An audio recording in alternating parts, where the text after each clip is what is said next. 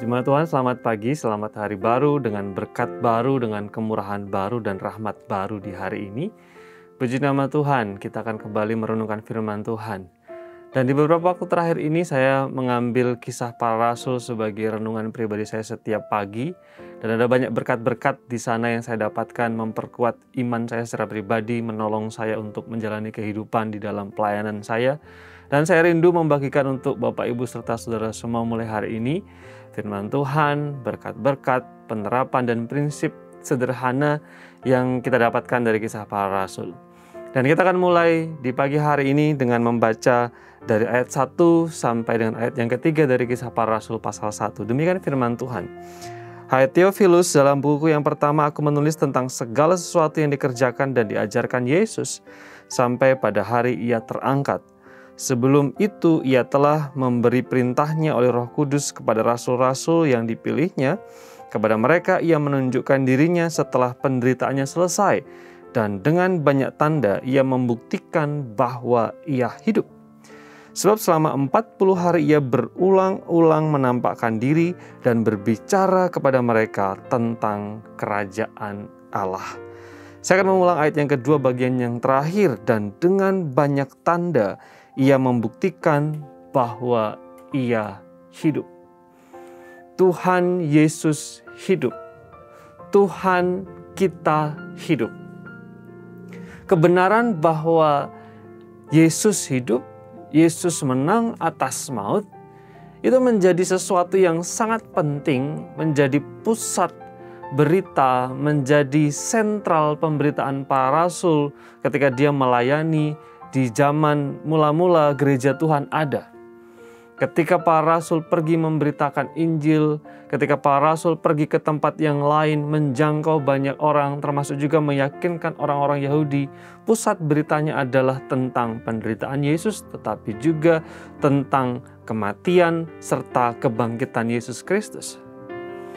Berita tentang kebangkitan Yesus dan bahwa Yesus hidup menjadi energi, menjadi kekuatan, menjadi pengharapan bagi para rasul untuk terus melayani, untuk terus setia kepada Tuhan bahkan ketika mereka mengalami berbagai-bagai penderitaan.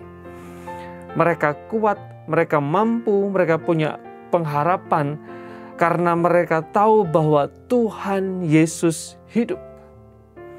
Para rasul ketika melayani mereka menghadapi berbagai macam tantangan, penderitaan, penjara, disesah, dianiaya, ditolak.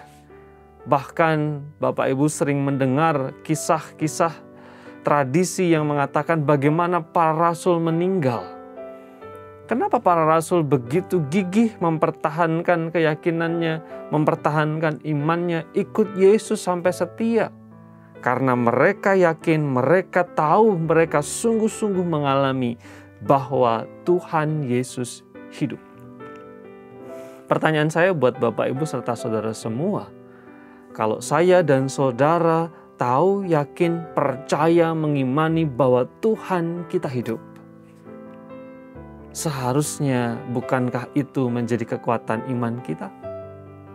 Ketika kita menghadapi tantangan, menghadapi penderitaan, menghadapi kesulitan kehidupan, di dalam momen-momen putus asa, di dalam momen yang berat di dalam kehidupan kita dan kita hampir menyerah.